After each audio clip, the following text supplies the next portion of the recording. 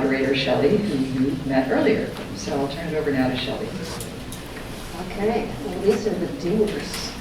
These are the folks who make it happen. And thank you guys for sitting, talking. We're going to do a little bit of talking among this group, and then we're going to open it up probably a little earlier than we expected to the audience. So be thinking of some questions. So I'd like to be able to have as much interactive discussion as possible.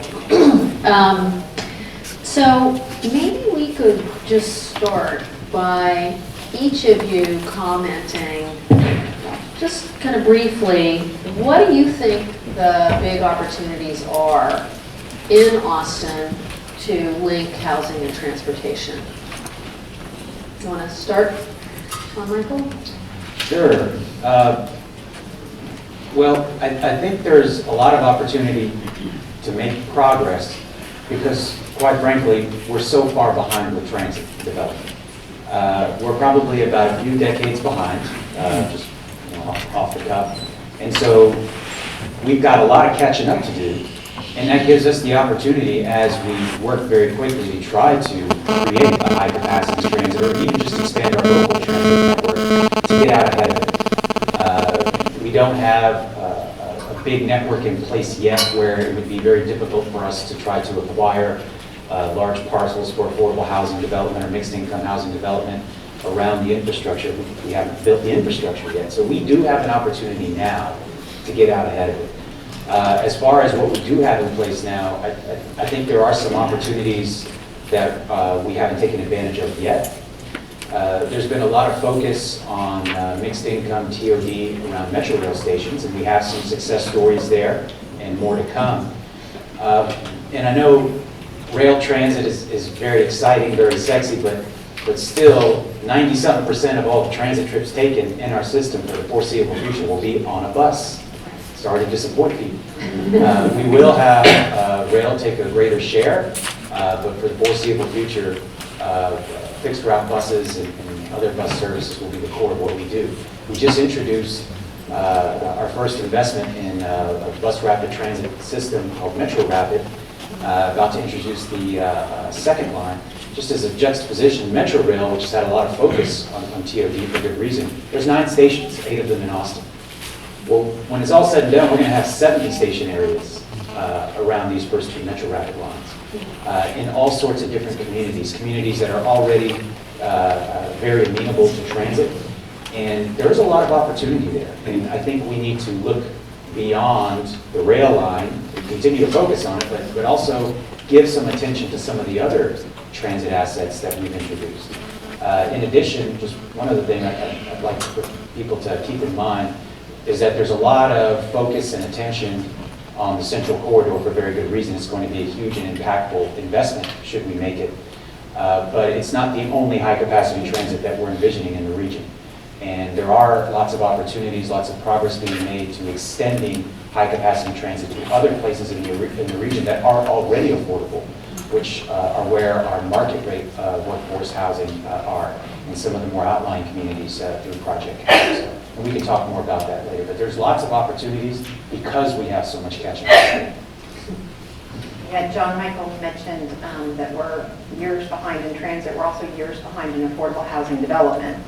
The last market study that the city of Austin completed, which was in 2009, showed that we needed more than 38,000 affordable units. Those are units at $425 a month, at rent of $425 a month. Those of you who have been in Austin for a long time know that it's hard to find a unit that rents at $425 a month. So we have a lot of catching up to do. We're in the process of updating that market study, and we'll get some new data out shortly, but we're not anticipating that it's going to be a much more optimistic vision of the landscape of affordability in the city of Austin. So there is enormous need, number one, growing low-income population, about 2 in 5 people in the city of Austin are living in poverty, and that number we're seeing is growing.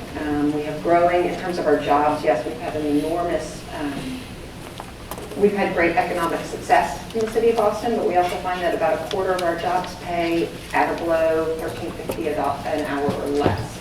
And Liz had mentioned in her presentation that the housing wage, what we call the housing wage in the city of Austin, is the most expensive in the state, but it's more than $20 an hour. You have to earn more than $20 an hour in order to afford an average apartment in the city of Austin. So we have enormous challenges, but we have opportunities because the time is frankly now. We passed Imagine Austin. City Council approved it. It's a huge success. We've got the vision. We've got, I think at this point, the political will to make these things happen, these things that we have talked about for years and years and years. We're in the process of rewriting the land development code, which is huge. It's an opportunity that we need to take advantage of to make sure that our rules and regulations that guide development in the city of Austin foster compact, connected communities like what our vision says, that we are what we aspire to be. And so we have that opportunity right now with the land development code rewrite, which is, we're in the beginning of the process, but we're anticipating to wrap that up in 2017 or so. And then, of course, as John Michael mentioned, we're all thinking about rail because we have a possibility of that being on the ballot in November, and that presents an enormous opportunity for us as a community to move forward. We also, because of the development cycle that is occurring, and we're high occupancy, high rental rate. There's a lot of folks are talking about affordability. It's a huge issue in the community because we are in the market conditions that we're in. So I think with that intense pressure to do something about the affordability crisis we're in, I think that presents an opportunity for us to really move forward and figure out a way to integrate affordable housing with transit. I'd like to build on that. As a relative newcomer to Austin, there's a little bit of a growing perfect storm right here. The opportunity of the conversation of housing and transportation is something that's been done in separate silos. And through some of the efforts here, through the Imagine Austin effort, through the code rewrite, through the New Starts funding, all of a sudden we have to start talking to each other. And so what is really important from my perspective of moving a project toward reality is that I got into this business basically because I wanted to be able to build cities. And you don't build cities just on looking at one aspect of it, or it's looking at all aspects of it. And so I think that that's the important part here, though, is that we can't just be able to make the case for a project. It has to be for a program that's related to a project, a series of programs. So the conversation of housing is terribly, terribly important to be able to make an argument for any kind of rail investment, as is economic development, as is mobility. So those are important aspects that we look forward, and certainly as Shelley pointed out in her opening comments, the New Starts program that we'll be competing in is looking at all of those different perspectives. How well are we doing, and they'll score us on it, how well are we doing to address all of those various aspects? So that conversation is very important. I will tell you, the cities, the projects that will get rated are the ones where that conversation is actually happening. There was a nice handout up at your table about how housing fits into the evaluation criteria. If you didn't pick it up, I encourage you to pick it up, because it does show that we need to be able to have some policies and programs in place that will be part of our application in 2 to 3 years when we actually put this project forward for consideration. And I would also add policies and programs in place, but also results. We need to, so the time for talking is, we're just about wrapped up, and we have to have the results on the ground. And I think that's really the challenge. That's the challenge that we need to face head on. Good morning, everybody. It's great to see so many familiar faces, friendly faces. Everybody's asking me what I've been doing since first when I retired from the city of Austin. Well, I've got a running group. And they're city employees.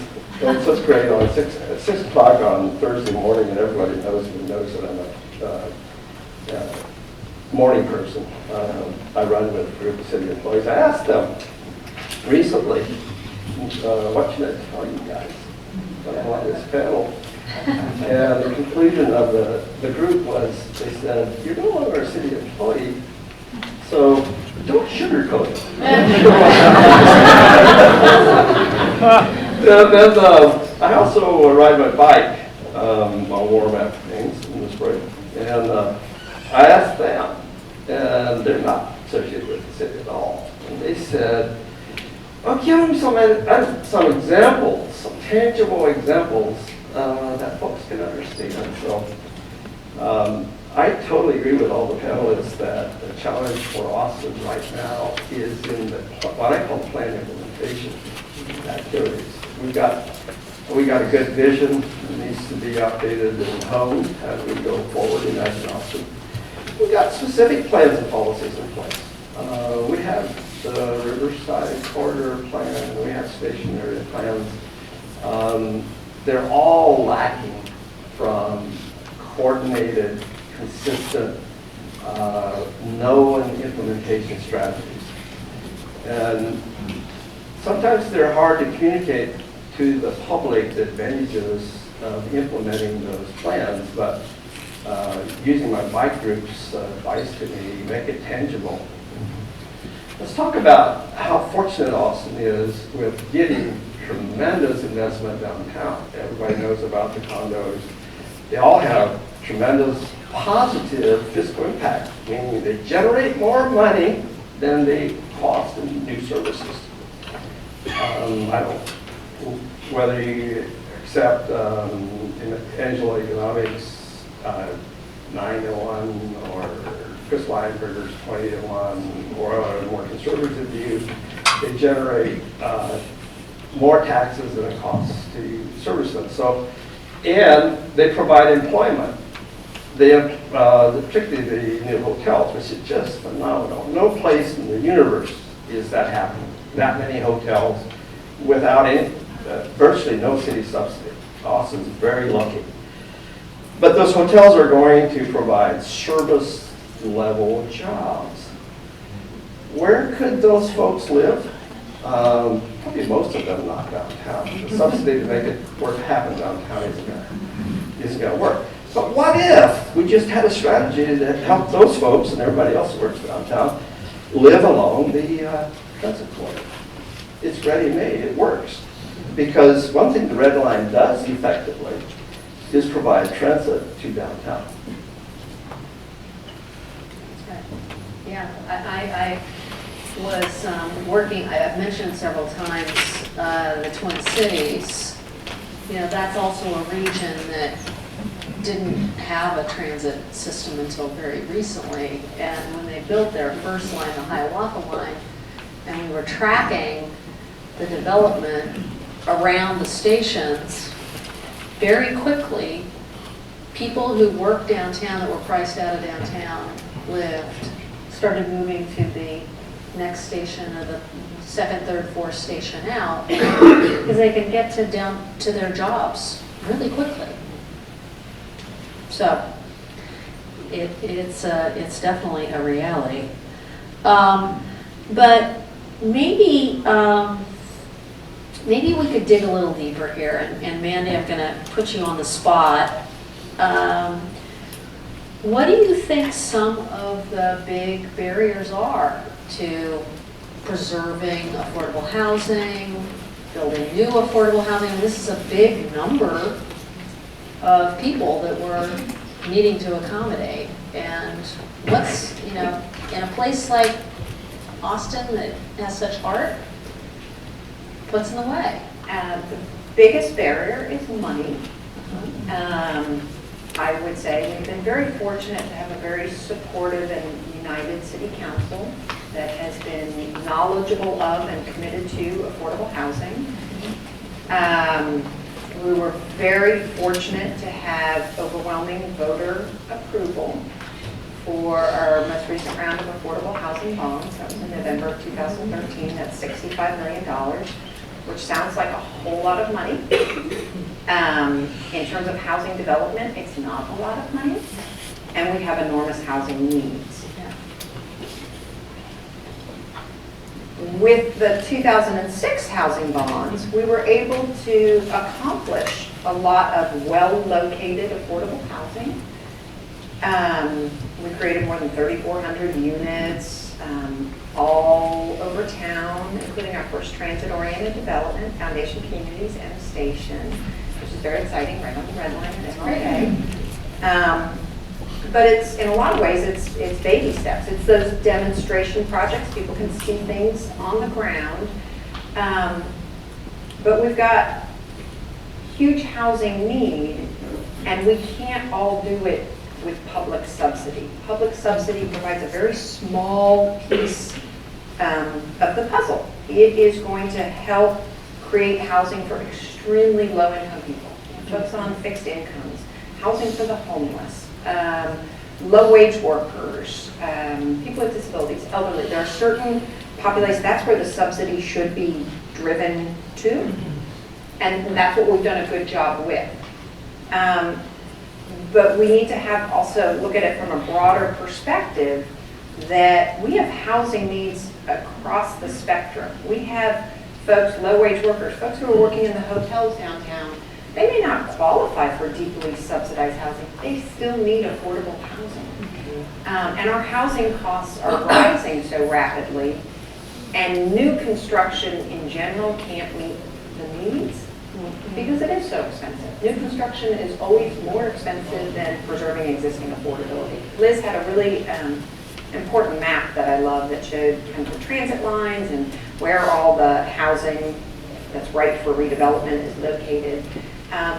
And those are opportunities for the city to have a coordinated and intentional effort to acquire and preserve that affordability. Because if we don't, we're going to lose those units that are critical because they're access to transit, their access to opportunity, their access to jobs.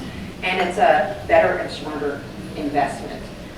That's kind of the preservation piece. On the new construction piece, absent any subsidy, one thing I do want to point out is that we have created some policies in the city, and these have been long fought discussions, lengthy conversations and public input, and I'll use one, vertical mixed use, as an example of an incentive program that we are finally seeing the fruits of our labor. It's taken a long time, but we are now seeing along, John Michael mentioned the bus rapid transit, which we're excited about, Lamar, South Lamar. Anybody who's from Austin and drives down South Lamar can't believe the changes that have occurred. We have so much housing that is going in, and mixed-use housing, and the majority of those developments are developed under the vertical mixed-use program.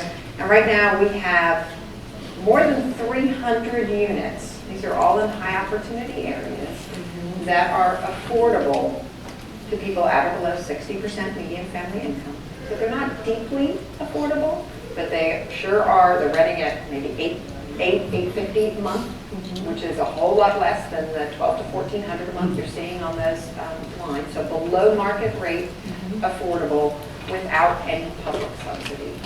And I think it's important to know, again, this is in a lot of ways baby steps, but it's going to take all of these different approaches to tackle our affordability issue head on. Yeah, that's right. John Michael, you know, you're out in the community hearing a lot of what people are concerned about. And, you know, at the same time, Cap Metro is a transit agency. Like, you're supposed to run the trains and keep the buses going and all that kind of stuff. How is this issue of housing and housing affordability coming up within your organization, and how do you hear about it from people in the community? Well, I think these issues are pretty well ingrained in everything that we do at Capital Metro. I know our planning department in just day-to-day service planning and short-range planning is looking at where the demand is. We respond to demand. There's a lot more demand for transit than we have the resources to provide. And so, of course, we have to be very judicious about where we put stuff. And so we look at a range of factors, and certainly demographic data, how many vehicles per household happen to be in a particular area, other demographic factors is very integral to how we plan. But really, a lot of it is just responding to demand. It's a virtuous cycle.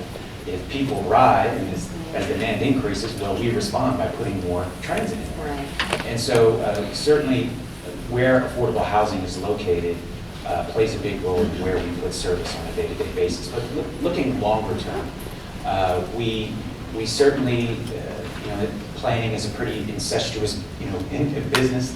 We're all talking to each other all the time. I think there's a lot of planning fatigue. I hear that out in the community a lot. Because there is so much planning going on. But the good news is that we do all talk to each other on a regular basis. Capital Metro planners are working with our partners at the City of Austin, the various departments working on those plans, whether it's Imagine Austin or through the Project Connect effort, working with county planners, working with there's so many planning efforts going on, and we're all talking to each other so that hopefully at the end of the day there's alignment and things make sense. There can't be enough of that. Other ways that we're looking at where affordable housing is and integrating that into what we do. Certainly, we know that mixed income TOD generates more ridership than just high income TOD. And so to the extent that we can get mixed income communities around transit stations, we're going to support that. Our board recently adopted what I think is a great TOD policy that would guide our participation, whether we own the property or not, in future TOD efforts around our infrastructure. And one of the key pieces of that is we want to see mixed income TOD because there's a lot of benefits. One, it just generates higher ridership. We know that. Thanks to a lot of the work from Reconnecting America. Thank you very much. So I think it is something that we think about on a daily basis, both short term and long term. Garner, I want to turn to you and kind of pick up on this implementation comment you made. So, it's really tricky to find that sweet spot between, revising the codes so that they allow the stuff that is aligned with the vision, and Mandy's saying we need money. And, lately I've been looking at, say, public works budgets and how they can be targeted or prioritized to neighborhoods that you really want to see new investment come into. But you don't want that cost of the parks and pedestrian access to land on the developer's pro forma. And we heard a question earlier about, how to work with developers to get things moving more quickly. What do you see as some of the steps that Austin might take to expedite or shorten the amount of time it takes to get stuff happening, but at the same time is consistent with that big Imagine Austin vision? Well, Texas doesn't allow inclusionary housing. Austin has a long standing conversation about bonus concept, which is in effect inclusionary housing by bonus. I have real mixed feelings about that whole program, but what I would suggest going forward is whatever Austin does on that side of things that we settle with. It's taking a lot of oxygen out of the room that could be better directed towards other resources that I think are underutilized.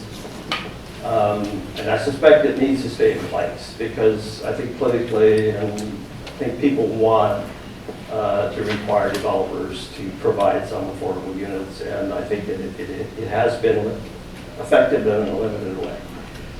Much more powerful concept Yes. is to start a conversation with all the taxing districts that use property taxes about the fiscal impact of development in terms of where it occurs, okay?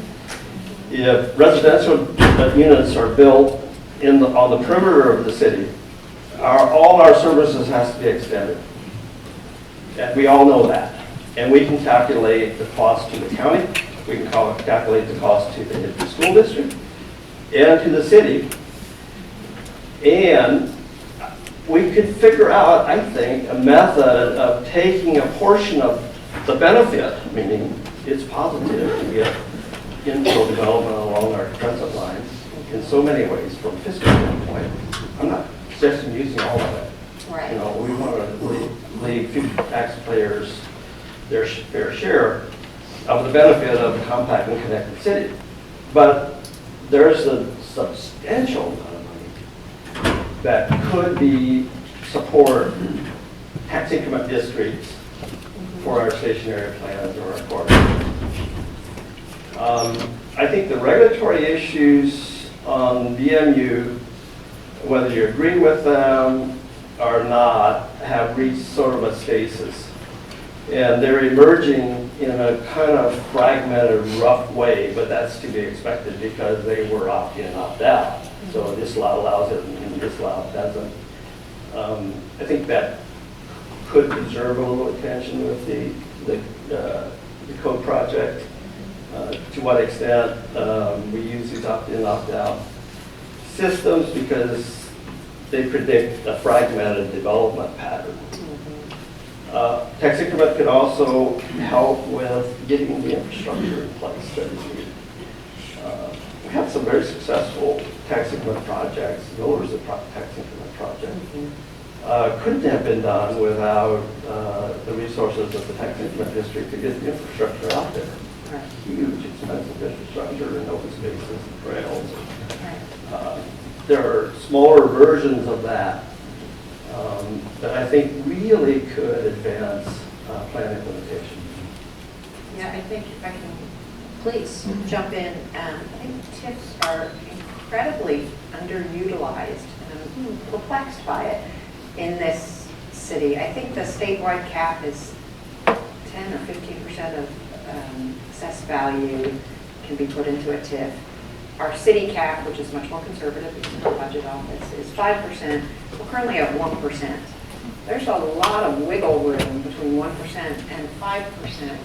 And I think it is either it's not widely understood or it's feared. I'm not sure why, but it's an incredible opportunity to really plow investment into a targeted area that would benefit people who are living. One of our constant concerns is about gentrification and pushing people out. And this is an opportunity to reinvest so that people who live in a certain area will actually feel the benefits of the rising property value.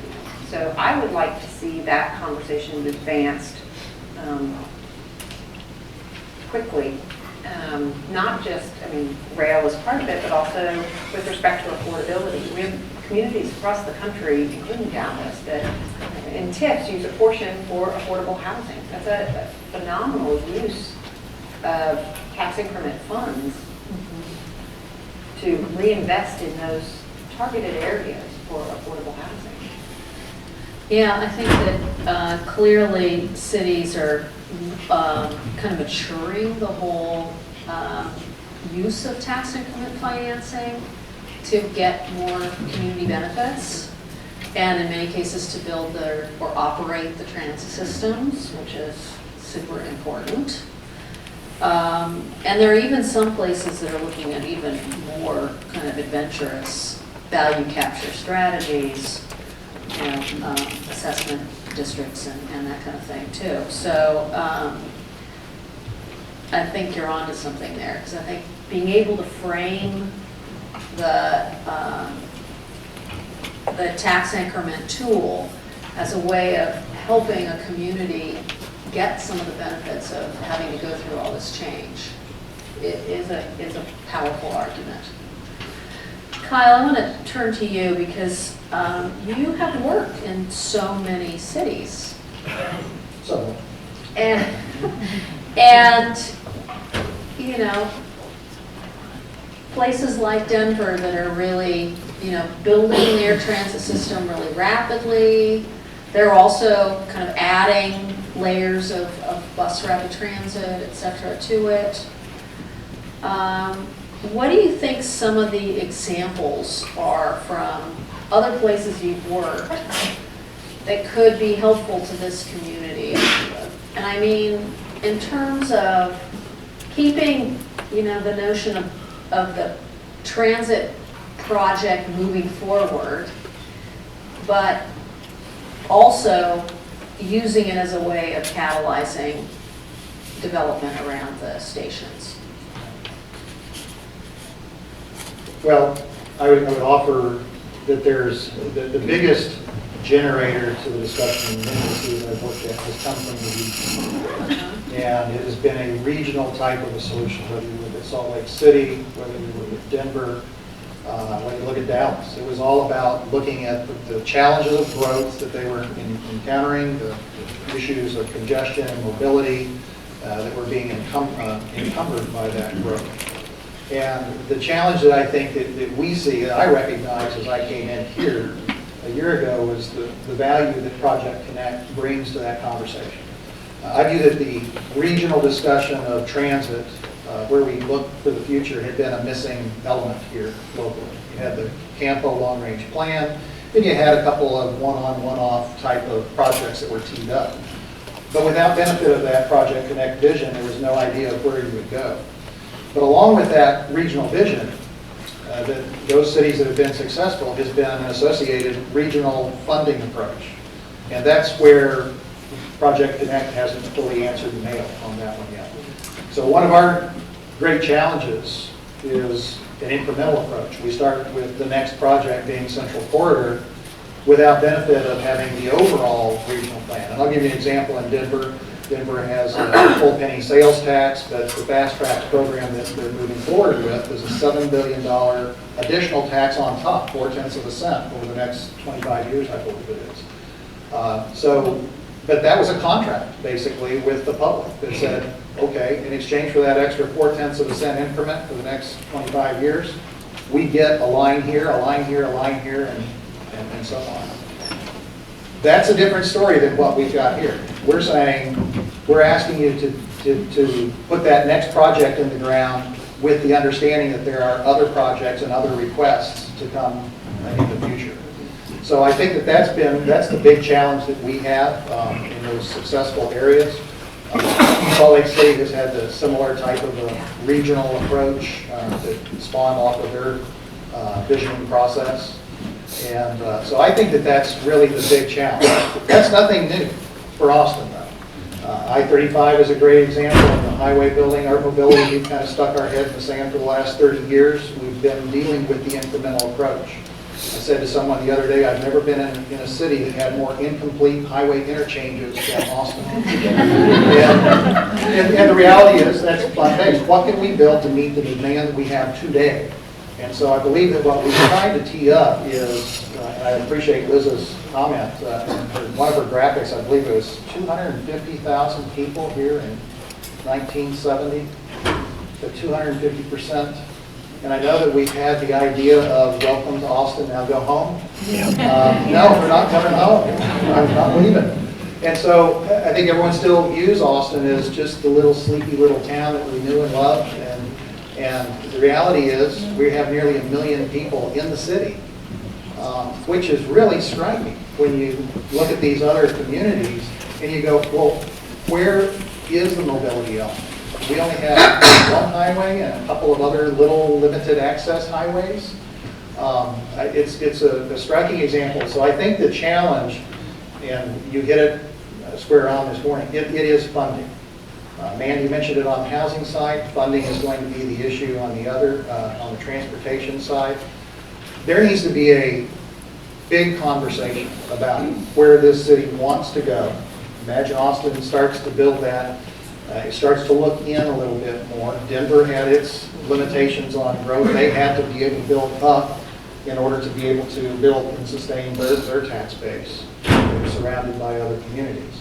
And so they have some really interesting lessons to learn, but as long as the relief valve is out, meaning sprawl can continue, people are going to continue to make that choice.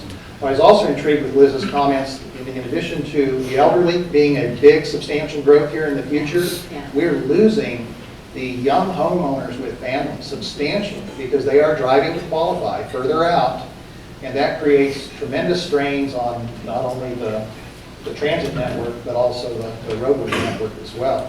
So those are really troubling trends to me that I see that we're not turning the tide into, at least the projections anyway, we're not yet seeing that compact type of a form development. We have baby steps that we're taking, but sorry, I kind of got a little off track, but the idea I love here that. is Thank to you. really be able to look at some of these other regional cities and be able to have that serious discussion about not just putting a Band-Aid on a solution, but really what does it take to solve Project Next, the beginning of that.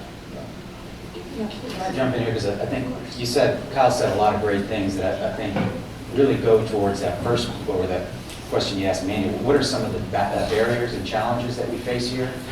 I think most of us kind of are on the same page in this room with what we think needs to happen. Maybe some of the specifics are different. But what are those big barriers? Kyle mentioned the places like Denver and Salt Lake City, and I think those are striking examples of one of our local challenges. It's really the state legislature, our own enlightened delegation here notwithstanding. Fast tracks, that increment, that increase, that local option increase in a regional funding source. We don't have that option here yet, although it's been asked for many times. We are pretty much out of funding sources. They're all tapped out. We're going to have to be very creative. We're going to have to try to bring in things hodgepodge incrementally to even build beyond Capital Metro service area now. And that is a huge challenge. And you mentioned something else that I think has been mentioned by all of us. We talked about incremental progress. We've talked about, I think, baby steps have been used a couple of times. This is a big problem in Austin. We rarely do much beyond incremental progress. Let me ask you, how many of y'all have lived in Austin 10 or more years? So a lot of you. When's the last time we did anything bold? Seriously, I'm somewhat, of a lay student of Austin history, and I'm sure people's opinions will differ. I really don't think this community has done anything bold since we built the dams. Really, I mean, a lot of the big things that have been done in Austin had all been done other places. We've had great leadership and have made some progress in some areas, like let's say the medical school. I'm super excited about the medical school. Well, we were the last big city in the country to get a medical school. There's nothing bold about that. It's what took you so long. We're so far behind in so many areas, I think because we've had an identity crisis here in Austin, and again, it's been alluded to. We're not a small town anymore. When I'm out in the community, I tell people, do you know we're bigger than San Francisco? Yeah. We're the 11th largest city. I think we're bigger than Seattle, and I think we're bigger than Denver now, when you look at the city population. People are shocked. It's like, we're not that big. They don't realize this is a big city with big city problems that will require big city solutions and bold investments. But we have had a challenge with getting out of our own way to make those bold moves. And let me go back to one other thing, which I think is a great example that got brought up earlier, because it underscores this point. Leadership really matters. And then that underscores the next point. Elections really matter. So just to give you an example, because I have to defend Capital Metro on this is Plaza Saltillo. Okay? People have been wanting to redevelop that. Honestly, this specific reason is one of the main reasons why I wanted to. I'm a glutton for punishment. I wanted to come to Capital Metro 7 years ago, and it wasn't necessarily the best place to work 7 years ago. It didn't have the most sterling reputation, which it does now, I think, because of a lot of people's great efforts. But Plaza Saltillo is an excellent case study. There was a wonderful community-driven planning process to redevelop Plaza Saltillo that was led by Capital Metro. We had a beautiful plan. Roma Design Group at the time developed a wonderful plan. It would have had 25% affordable units. And this was back in 2006. All this effort, I'm not afraid to tell you, a lot, 6 figures was spent developing this plan when it was all said and done. Staff was behind it, got to the board, didn't go anywhere. because leadership matters. Had that moved forward, you know, we had a much better, we had a pretty good real estate market at that time too. We would have a few hundred affordable units right there today in a beautiful mixed-use, mixed-income community. So that didn't happen. Then people know what happened in 2008, right? We had a real estate crash here, a depression here, and nothing happened. And now we've had a change in leadership at the agency. We now have a much better real estate market, and we now have a plan, and we're moving forward. And we have the leadership that, you know, hopefully, that will allow us to move forward with that, so we can make a high-quality, mixed-use, mixed-income development happen there. But think about the opportunity lost. We could have a few hundred people living within walking distance of a lot of hotel jobs right now, walking distance of Plaza Saltillo Station, where they can reverse commute to other jobs in other parts of the region. And that land has sat vacant and dormant for probably 7-8 years longer than it should because of leadership or lack thereof. I totally second that motion. So I'm gonna maybe ask one or two other questions, and we're gonna open it up to the audience. We'll have a mic going around. 2 mics. We'll have 2 mics going around. That was quite a call to arms. By both kinds of people. And it's one that I hear in a lot of communities, actually. People are really ready for something to move more quickly.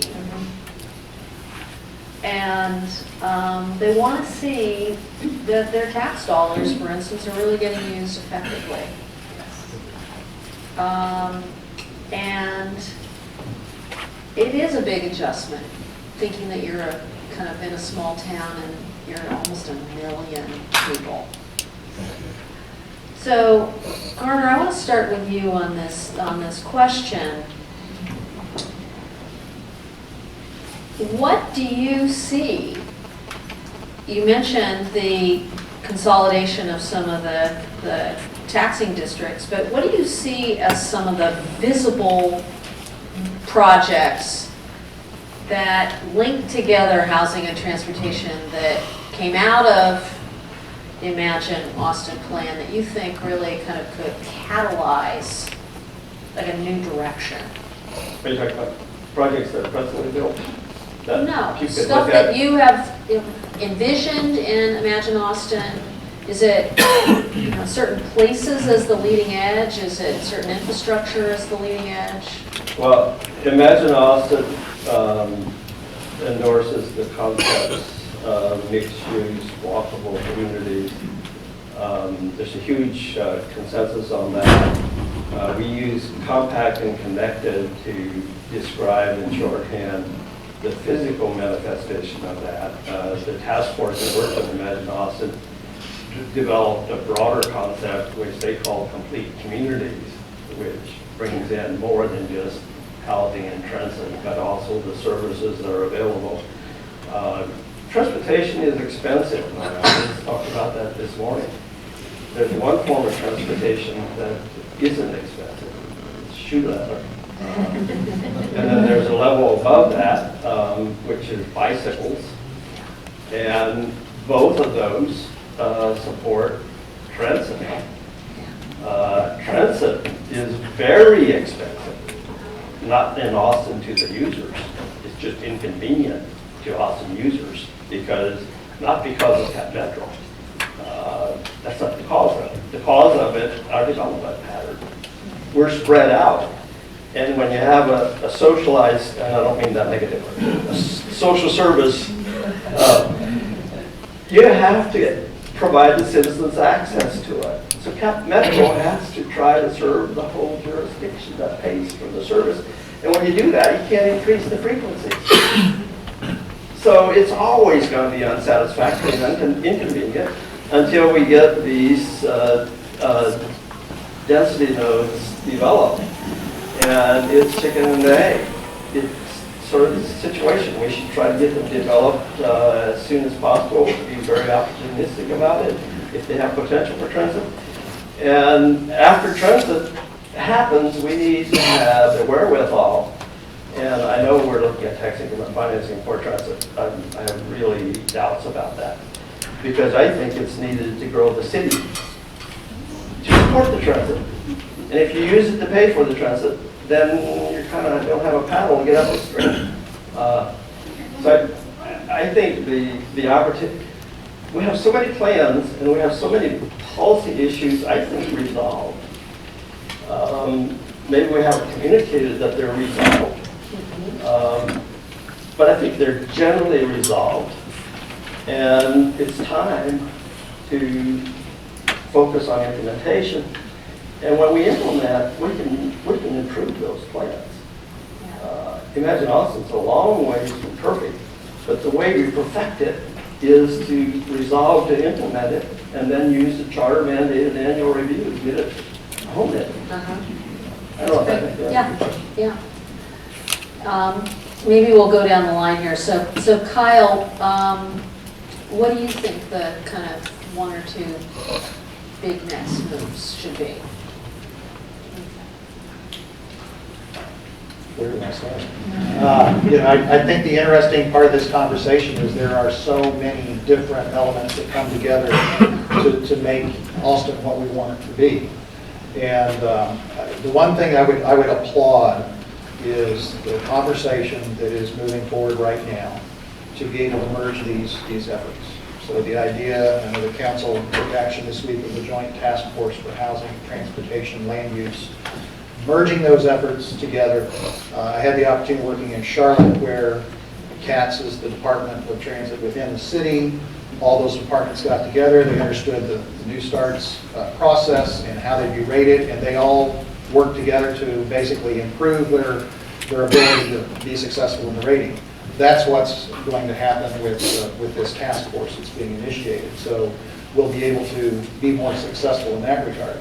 So I think that's number one. Really good. I think it's a great step. I do think the funding part of this, we've talked about it a little bit. Actually, our capital funding is fairly simple. It's a bond-funded effort that the citizens would support along with the FTA New Starts.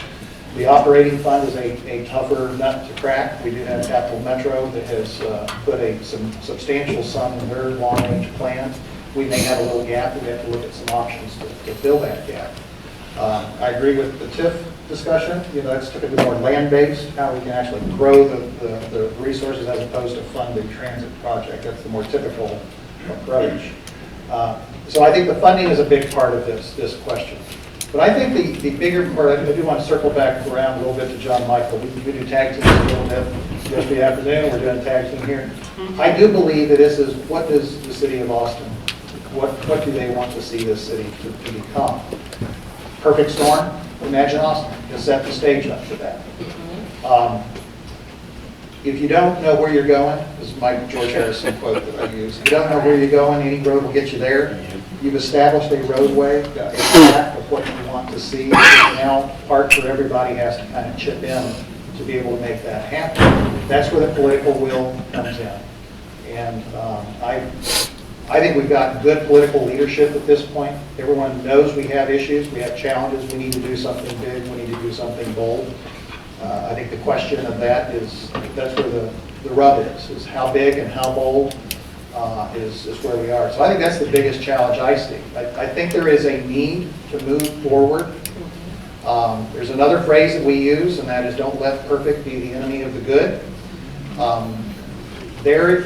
We could put, our analysis originally, we haven't had a chance to visit with you about, was we had 10 separate sub-corridors we looked at. Every one of them had great value for high-capacity transit. We just selected what we believe is the ones that provide us the greatest opportunity to succeed in the FTA New Starts arena. So by no means are we saying the others are out of the mix, but we need to make progress. If we continue to argue about what's next, we'll never get to what's after that. And so I think that the challenge is to be able to make sure that we make the best of the next project that we're going to move forward with, and recognize that there's additional planning that needs to be done. One fear that I will say here is this is not about one project, one and done. This is about building a system. And we don't want to lose sight of the next steps to be able to grow that system. So that's my concluding question, or thoughts on that question. Great.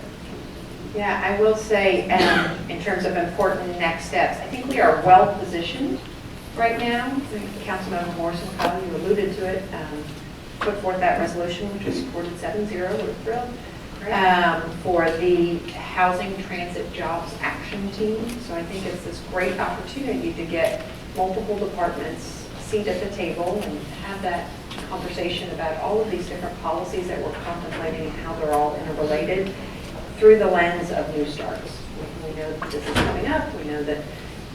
So I think that was an enormous first step that is really presents an exciting opportunity.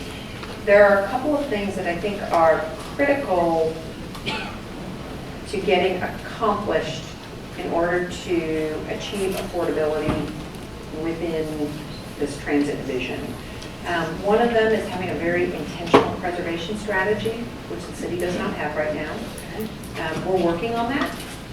And I think that that is going to be a critical component so that the city can make really targeted and intentional investment in the preservation of affordability. The vast majority of our affordable housing is market to affordable housing. We're not talking about, we don't have a lot of Section 8 projects. We just don't have those resources in the city. But we have market rate affordable housing stock. So how are we going to identify it, improve it, and layer affordability restrictions on it so that it's affordable for the long term? So the preservation strategy I see as critical. Another step that we all need to occur at the same time is developing a land banking strategy. And we've talked about best practices a bit, and I think we all get weary of the best practices terms. Like John Michael said, we're always looking at what are other communities doing? What are their best practices? And there are some things that we do really well. But there are things that other communities do that they do a whole heck of a lot better. And I think of Denver. 2 years ago, in 2011, Housing Works and the UT Opportunity Forum hosted a conference, Housing and Transportation, aligning. Many of you were probably here, but clearly we were ahead of our time because the conversation, we're back 2.5 years later, which is great. I'm happy to continue to have the conversation. But we brought in folks from 4 different areas of the country. Two folks came in. We had Atlanta, Minneapolis, St. Paul, Denver, and Salt Lake City. And 2 of them came in to talk about how they planned for affordable housing and transit. And 2 of them came in to talk about how they had actually implemented, show us the pretty pictures and show us what they've done. I was much more excited about the implementation component. But we had the executive director from the Urban Land Conservancy in Denver. And they've done a phenomenal job. They're a nonprofit organization. They've been around since the early 2000s. And they were funded, it's partially, I mean, the city of Denver put some money in, and I think an important thing, when we talk about funding affordable housing, we talk about funding rail, I mean, public funding clearly is critical, but we've also got to look at the private dollars, and in a lot of conversations, that's missing. And in Denver, they created, through long, hard work, a $15 million, it started as a $15 million TOD fund, and it has since, subsequently, I think they're over $30 million at this point. And it was layered funding. It was the city of Denver, it was CHAFA, which is the Colorado Housing Finance Agency. So there were public dollars in it, but there was also Enterprise Foundation. There was MacArthur Foundation and Wells Fargo. I think those were and then probably some other as well. So folks put this money in, and then they used this money for land acquisition and land banking. And looking at where the rail and the public transit was going, and how they could identify this organization, which is a nimble, it's not a public entity, so it doesn't have some of the constraints of a public entity, a nimble organization that could go out and purchase property, existing multifamily development, but also vacant land around some of the peripheral areas, And hold on to it for, I think their takeout period was 3 to 5 years, and not a lot of investors want to have the capital to do that. So hold on to it for future development with affordability restrictions layered in. We don't have that here. And it's a big void, I think, in our community. Yeah, and this particular tool is now being replicated in about 20 other communities across the country. Like, we've really cracked the code on how to do the blended fund, which Denver was a huge pioneer on.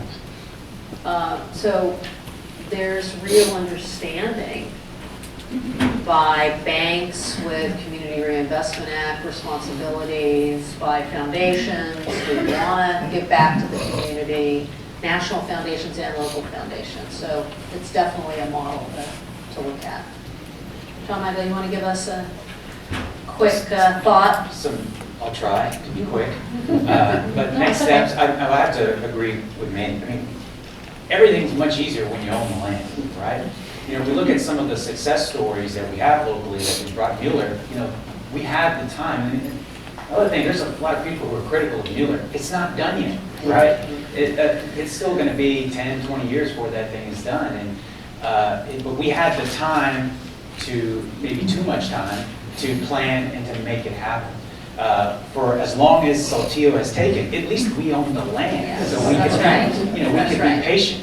If I can point to one next big thing that could really catalyze a lot of these things, where we also have an institution with patient money who has the land, I think it is Highland Mall. So let me put on my ACC hat. I think that can be a very bold, transformative thing that we do there that marries up a lot of these things that we're talking about.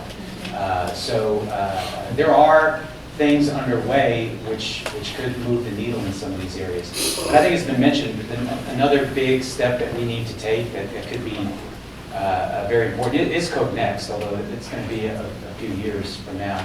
I think that we're, from all the things that I'm seeing, and I'm just an interested observer. I'm so focused on Project Connect, I haven't had a lot of time to meddle in that, but it seems to be headed in a positive direction. One thing I would hope to see come out of that is not only the tools and incentives to get the development we want, we really need the tools to stop what we don't want. Because, and I think Garner mentioned it, you know, as long as sprawl is an option, it's going to happen.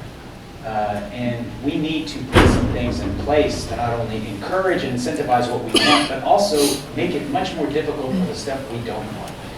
I use a lot of examples. You know, we can put in all the transit we want, but there are parts of this community that, quite frankly, because of other issues, topography, other infrastructure issues, you know, sometimes jurisdictional and political issues, they're never going to have transit, or at least not in my lifetime, or at least not good transit. But those places are also growing. So, you know, it's not just encouraging what we want, it's disincentivizing what we don't. And I'm hopeful that out of that comes both sides of that equation. So just one last thing, going back to ACC, is that housing and transportation becomes much more affordable when you have more income. And so this event is focused on the cost side of things. We can't lose sight of the income side of things. That's right. One of the reasons why we have such a huge problem is because we have a dichotomy in our workforce as well. And so, and really, the best way we can do that is to address that issue, is to increase our higher educational attainment here. And so, but the good thing is all these entities are talking to each other, and we seem to be moving in the right direction. One little item on Code Next, maybe the Please. public might want to ask some questions about it. One thing that Texas doesn't have in the planning statutes is direction about differential public review processes. And what I mean by that is that in other states, the statutes tell you what's legislative, what's quasi-judicial, and what's administrative. Texas doesn't tell us that, so we kind of get confused between those three processes. Austin doesn't have too much public input. Austin doesn't have enough public input and participation and understanding of what's at stake in planning and land use. It just needs to be directed towards the plan-making, legislative functions. And then when you get to quasi-judicial decisions, the folks that are affected by that need to be at the table. And they need to be a part of it. And when you get to the administrative step, it really is up to the building permit officials. And they do make mistakes, and they do need training. But when I used to be in this field in other jobs, I wasn't responsible for any of this in Austin. My experience is that you don't correct those mistakes by having hundreds of people looking over their shoulders. And unfortunately, we do that here. They do make mistakes. They need training. But if it's administrative, it should be left at the administrative. That's a really good point. Okay, we're going to open it up for questions. There's some folks up at the top here for questions.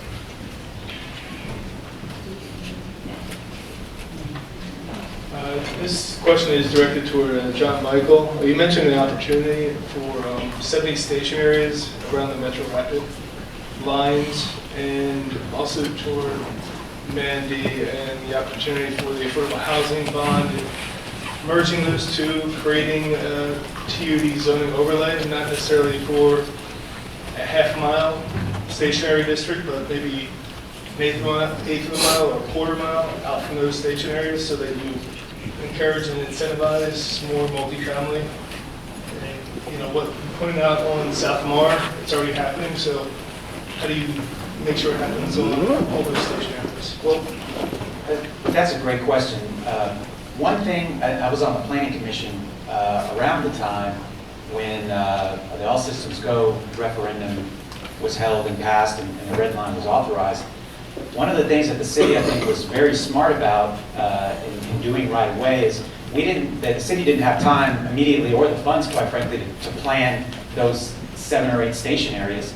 But what they did was they adopted an interim TOD ordinance. So they drew a box around all those station areas and said, not necessarily what is going to happen there, but what we don't want you to do there. Again, so disincentivizing. So they did things like say, because it gets much harder once new stuff gets built.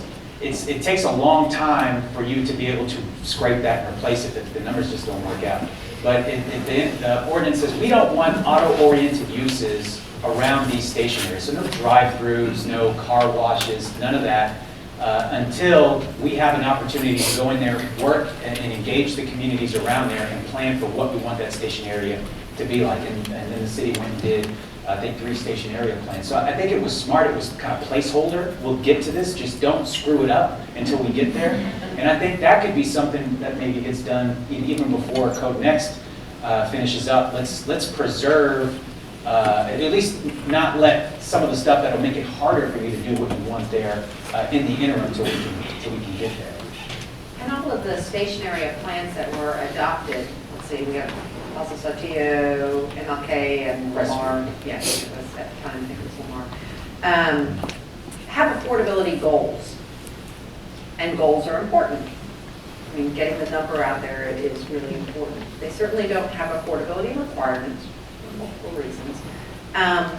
But we haven't, other than a couple of developments, we haven't seen the investment in affordable housing around those transit stops for multiple reasons. Some of them are outside of our control. Some of it is the state and how they target their investment of tax credits and other funds that we use to leverage our local dollars. That's changing. More slowly than we would like, but you know, that's always in flux. So I think, I mean, I look at the bond funds, you know, we've got the goals, we've got some local funds,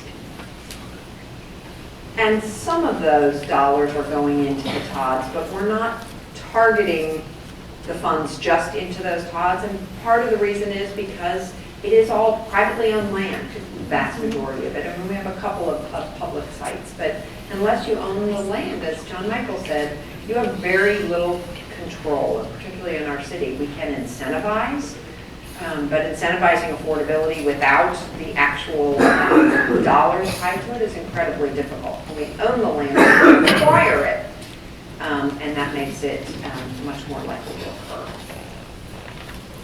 Okay, next question. Hi, thanks to all of you. This is really a great discussion, and this is really a question for, I guess, any or all of you. It seems to me that in Austin, one of the tremendous missed opportunities has been with employer-assisted housing, both for home ownership and rental opportunities. I think UT has done far less of that than other universities around the country. And even with the new medical school, I haven't heard any discussion about the possibility of linking that to employer-assisted housing, even though personally I feel like there's an incredible opportunity at Colony Park to have that linkage be made. I'm wondering if, in your experiences, employer-assisted housing has been an effective strategy for linking housing and transportation and also achieving socioeconomic integration. And if so, what are some ways that we can encourage more of that to happen in Austin? Thanks. I think this gets to the comment I made earlier about we rely on the public to do so much and public dollars to do so much, and we don't often see the private sector at the table.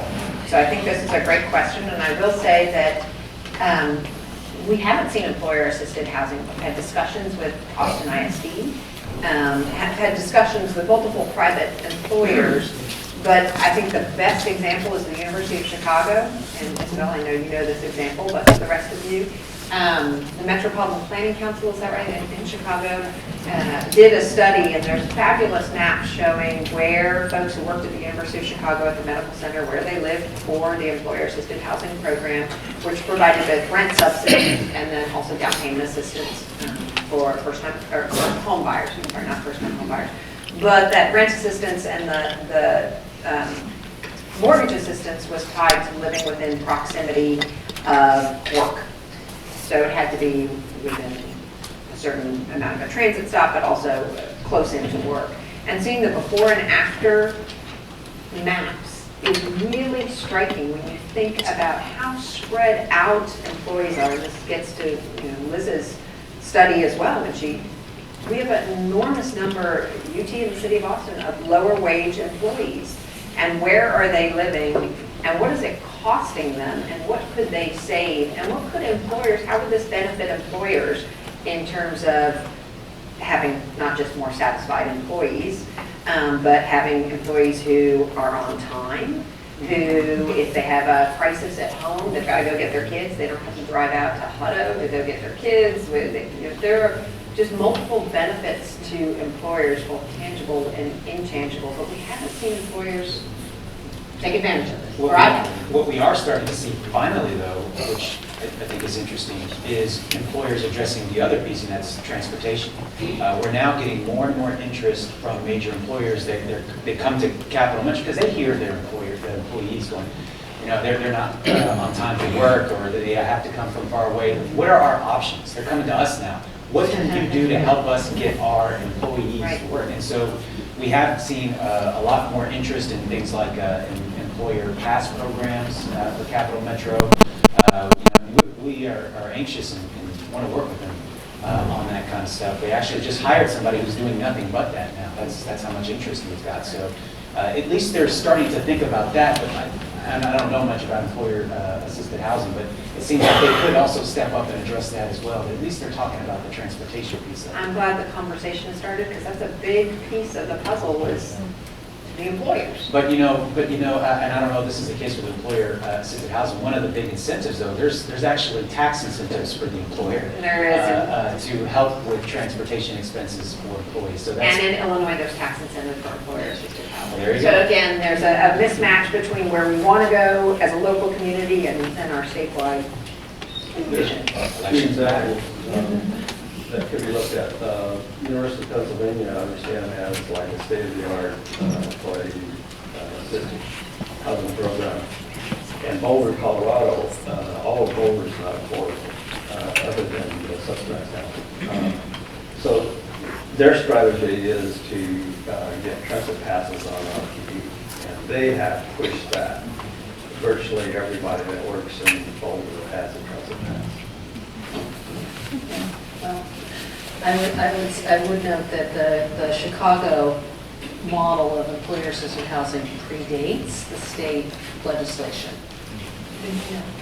So we don't need to have. You don't have to have it, it's a nice We just need to have thing. employers who Yeah. are well-intentioned. Well, and I think that, you're getting to some of the core needs, which is you need a team that is going to drive this agenda, right? I think that's part of what the Housing and Transportation Jobs Action Team can do. All day, every day, that is their assignment. Which, if you don't have a team, all day, every day, that's their assignment, it becomes like 1/10 of your job, and it's really, really impossible. Same thing could happen with engagement with the private sector. You could really focus on pulling a team together that could find all kinds of different ways to engage the private sector in making this happen. Okay, next question. Yeah, my name is Susana Almanza, right here. Oh, And I'm a native of Austin, Texas, so I've seen all the different changes in Austin here. But I want to make sure that there's an affordability matrix in plan when the New Start program and you talk about rail, because usually affordability comes into the last end and usually it's at 10%. And then usually it's at 80% median family income for ownership and 60% for rental. So it leaves a lot of the community that you talked about up there, the working poor and those that are living in poverty, it leaves us out of that. And then when it comes to the conversations, I've attended all of these different corridor plans and so forth, is that it doesn't allow the conversation for the real grassroots community. Those plans get inundated with policy people, developers, and leaves out the grassroots community. And it's always like, what do you like best, A, B, or C? And it's sort of like it's already predetermined what it's going to be. And to address the whole issue of doing something bold, Austin could do something really bold right now. It owns over thousands of properties that it could give to nonprofits, donated for $1, where it could be doing mass development of affordable housing. It's really a shame that they're just sitting there and not using these properties when we have so many people, there are 38,000 people who are looking for affordable housing. There's no need for have that many people when the land is there available and the city is sitting on these properties. So I think we really need to address, when you talk about city policy, it's been city policy that's been driving gentrification in this city. We're number one in gentrification, and so the city policies are putting in place, the policy they're putting in place, are what's gentrifying the communities, and especially those low income and working poor. You talk about the Riverside Corridor, all the units that got displaced there, over 1,000 units, is the afterthought about affordability. So I think that we really need to address the city policy leaders who are making some really bad decisions that are not looking at the city as a whole and that are not looking at the most vulnerable populations. Thank you.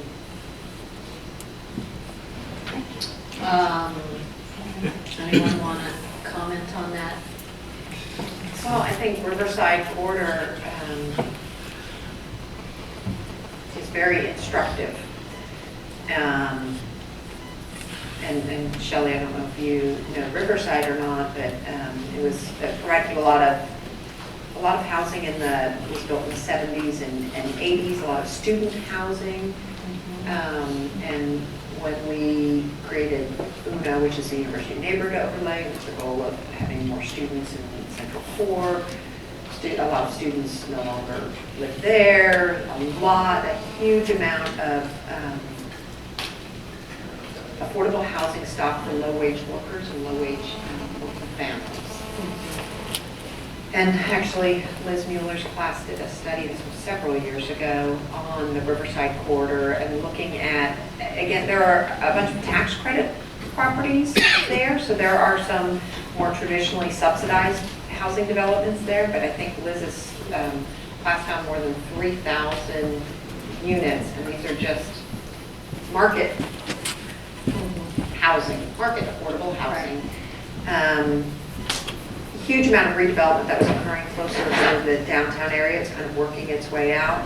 And the result was enormous amount of displacement of families, upheaval at the local schools because they were tracking to those schools. And I don't think the city was prepared. It was much more reactive rather than proactive.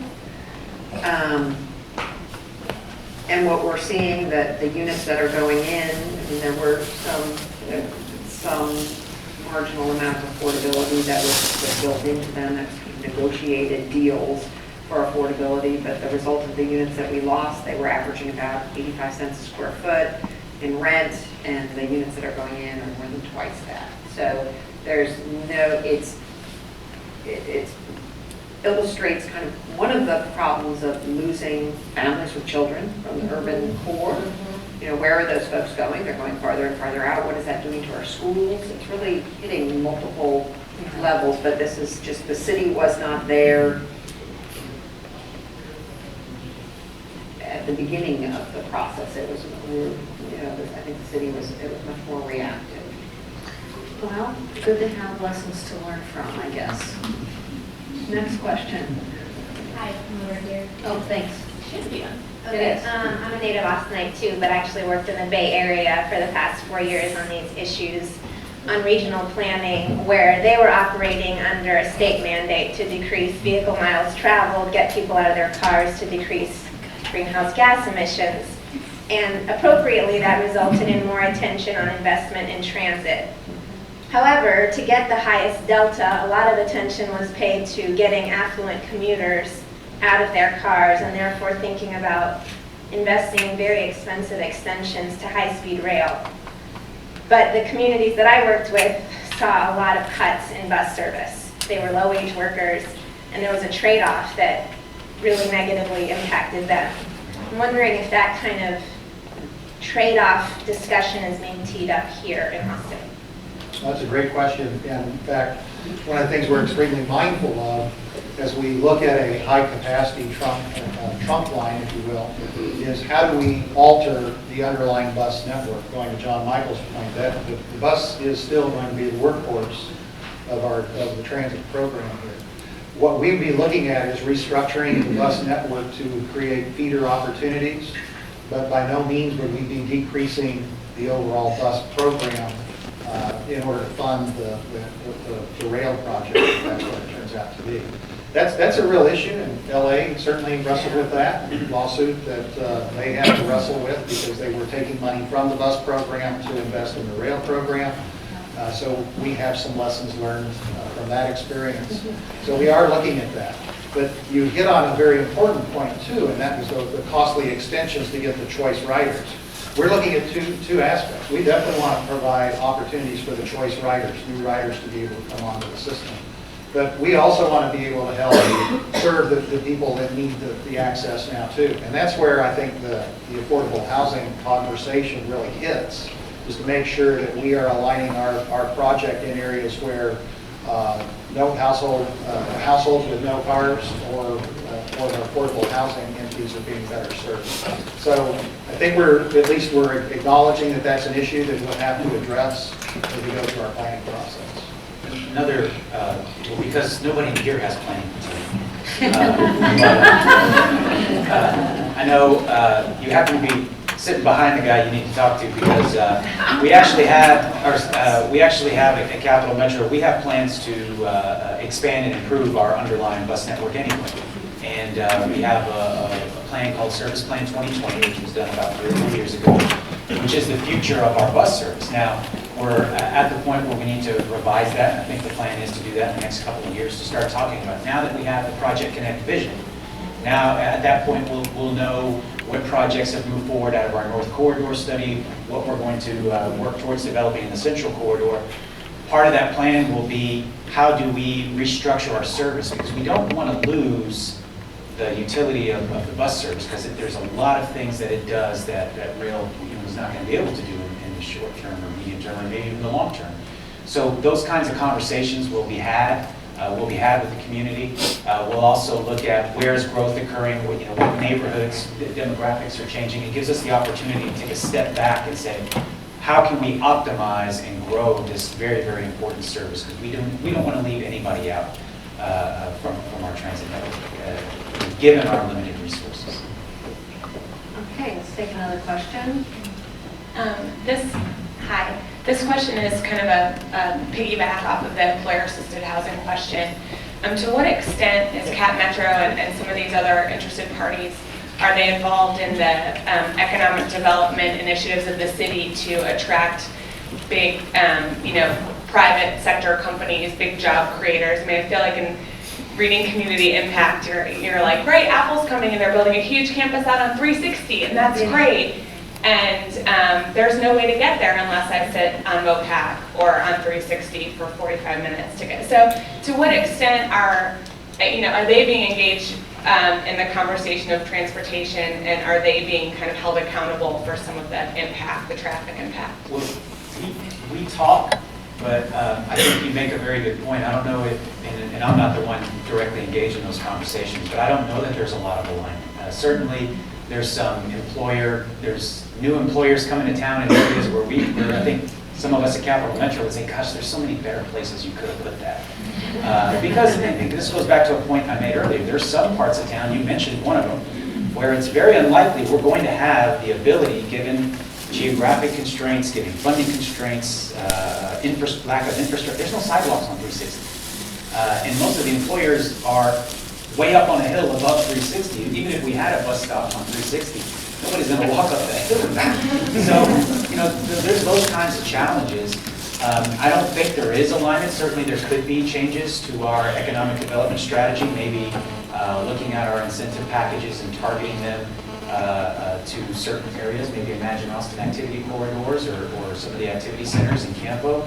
That discussion could be had. Hopefully they're already underway. But I guess looking at the city's economic development policy, we don't really do that much compared to other cities. I mean, when we actually do one, it gets a lot of press because it's pretty rare. But we're pretty judicious overall in how we do those things. But certainly we could look at achieving other policy goals with those packages, and I hope that conversation is happening, or it should be happening if it's not. Well, yeah, that should be one of the assignments for the Housing I was Transportation just Jobs going to Action give Team. another shout out for the action team.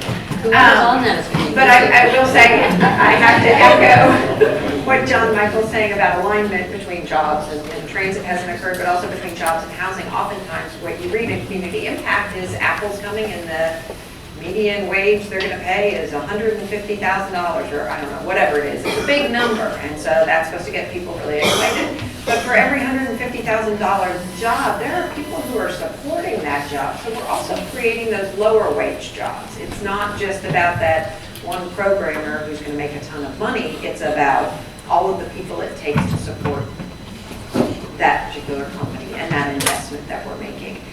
So I don't know that sufficient consideration has been given when we look at the company going out on 360. Where is that? What is the match between the jobs and the housing?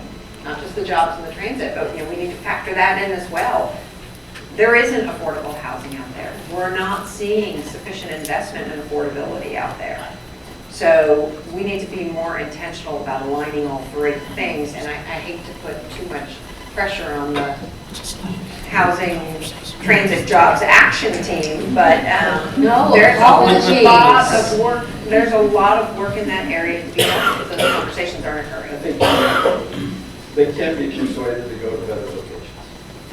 But you're not credible in your persuasion unless you have either the site under ownership that can be conveyed through land trust or some private behind-the-scene person, or you have the ability to get it under ownership.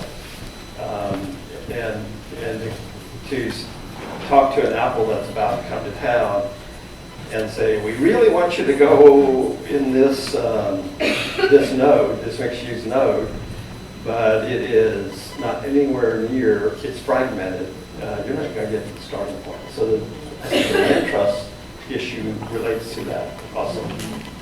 To employment rather than just Bank housing. land not just for housing, but also for jobs. It's great. Very interesting. Good idea. I've got, Okay, next question. I've got a question up at the top. I heard Shelley say there's a need for speed. I heard the rest of the panel talk about the silos either need to disappear or are disappearing, at least in the planning stage in the discussions. And I think that's great.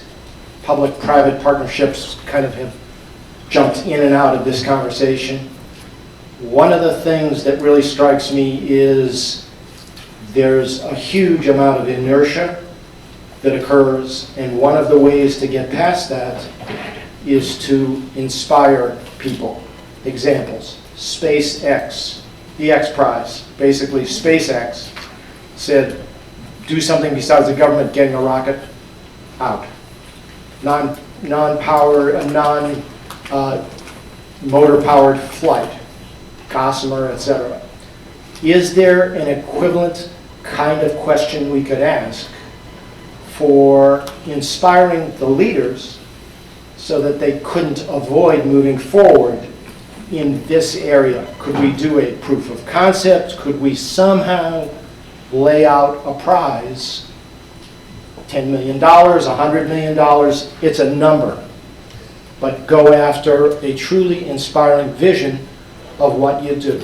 That's the question. 100 million? It's a really interesting question. I've never heard of that before, at least from a transit project investment. I will say that periodically you'll find unsolicited proposals that come from the private sector that have some interesting merit and warrant some consideration. I don't know how that plays into the housing side of this. I took your question to be more of a project-oriented, like more in the transit arena, but maybe that's not the case. And we certainly see those requests for proposals. I mean, it would be no different than Saltillo, putting it out there, this is our vision, give us your proposals. I'm an It's a inventor. challenge. I'm an inventor. Yeah. Ideas and inventions are free.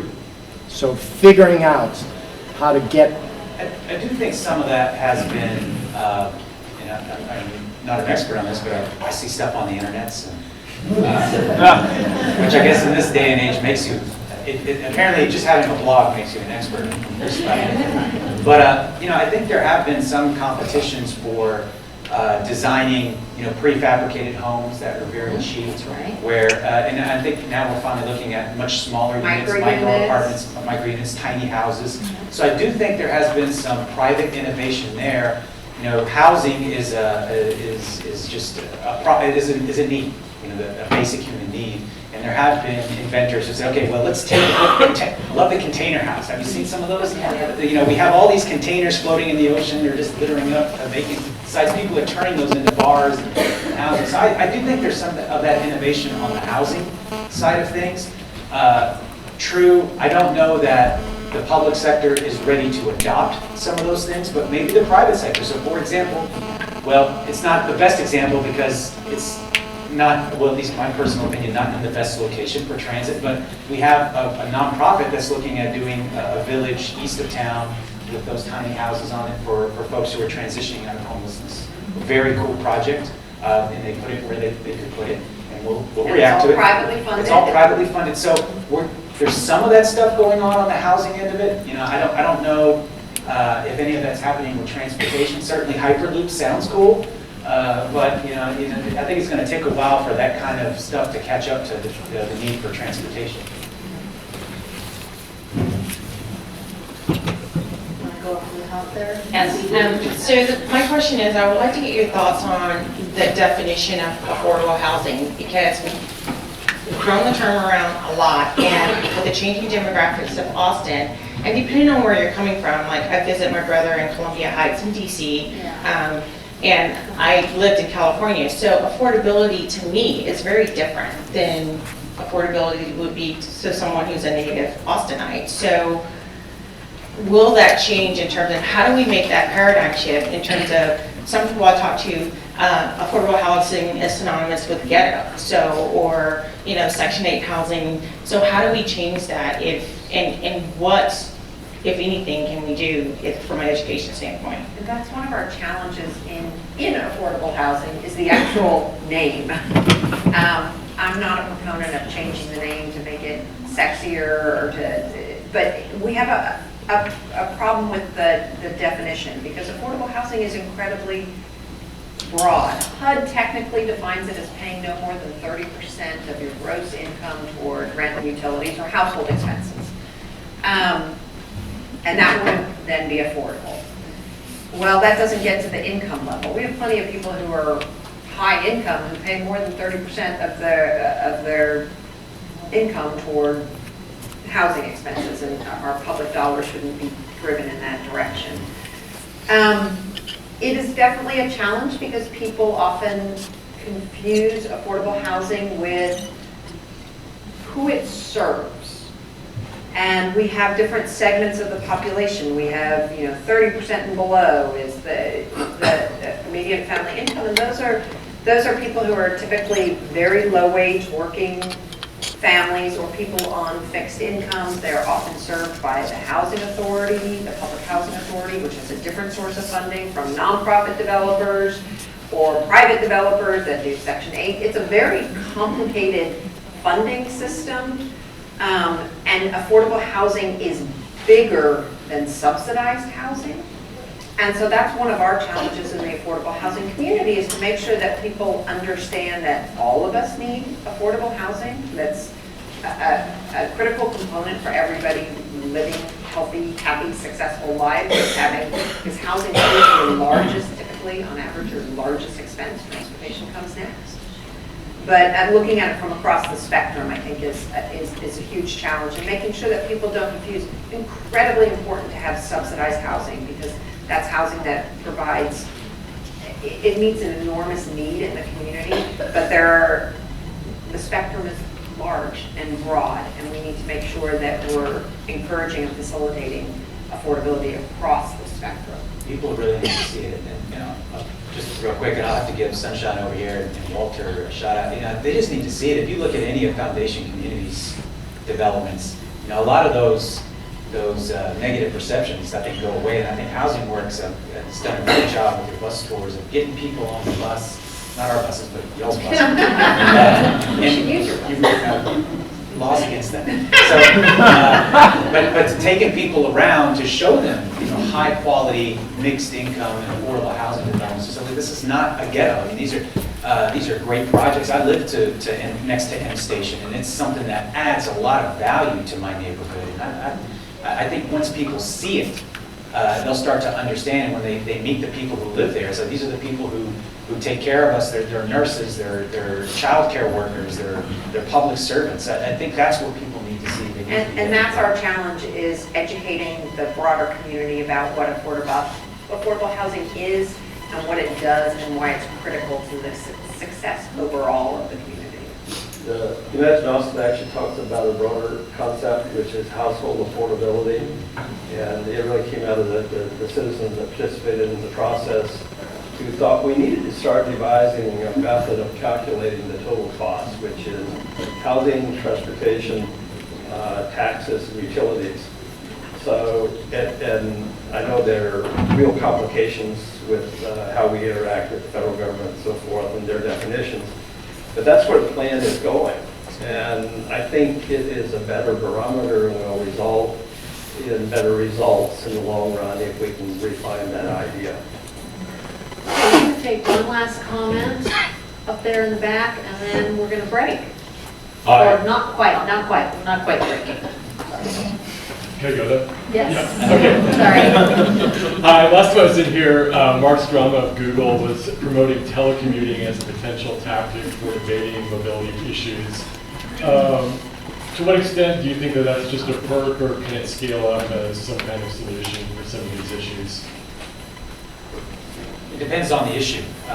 Congestion certainly can be impactful. One of the ways that we try to talk about Project Connect, especially in communities that aren't necessarily the most hospitable to public transportation, is we try to tell them that it doesn't have to be, you don't have to give up your car completely for it to be effective. If you look at all the traffic on I-35 and MOPAC today, if all of those commuters just one day a week did something different, ride transit, ride a bike, or telecommute, 20% of the traffic is gone. That's 1 day out of 5, and that frees up capacity.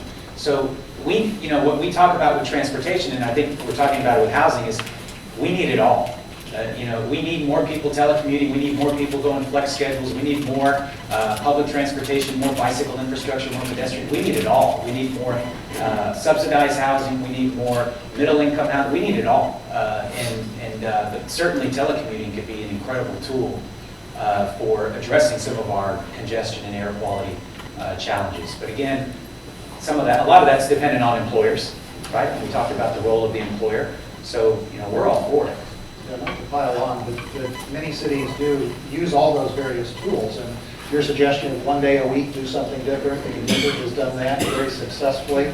Having the flex schedules, getting to the employers to allow that. We are terribly peak-centric here. It is that 8 o'clock start time at the state. It's class schedules start in the morning here as well, and so that is just a huge peak. If you can flatten that peak through various tools, you can actually deal with your situation a whole lot more effectively. But it's a great suggestion. I think that we ought to. I don't see it being discussed here like I do in other cities. That's right. We'll start a campaign.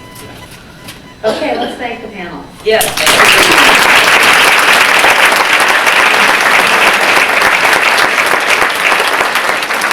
And let's go ahead and thank our presenters, Housing Works and UT Opportunity Forum, as well as our sponsors, Austin Board of Realtors, Capital Metro, the UT Center for Sustainable Development, the Center for Politics and Governance here, Livable City, Congress for the New Urbanism Central Chapter, and Imagine Austin, Speaker Cities of Austin. I think I did that all in one breath, but I'm not sure. Beyond that, I want to thank all of you for being here. We have a great cross-section of the community, and it's so gratifying. It's also wonderful to see students and alums. We've heard a lot today, but we've also heard that talk is cheap. Yes, and we know that's true. Although not always. Sometimes talk is costly, but we'll put that aside. There's a lot going on, and there will be more to come. We are going to have, there was an allusion to, or a mention of a conference we had in the fall on reimagining cities. We're doing that again next fall. Look for that late October, early November. We're going to have a transportation panel. Another one on anchor institutions, the beds and eds, as we say, the big, some of the big factors in our community. And today we've heard talk about what is University of Texas doing as far as being involved in our community and being involved in sustainability and across income levels. We heard Austin Community College mentioned with Highland Mall, and so this will all be part of the discussion. So we need to keep the momentum, and that means that we actually need a call to action. We need outcomes. As they say, I heard a few sports metaphors here today. Just do it. Thank you all for being here.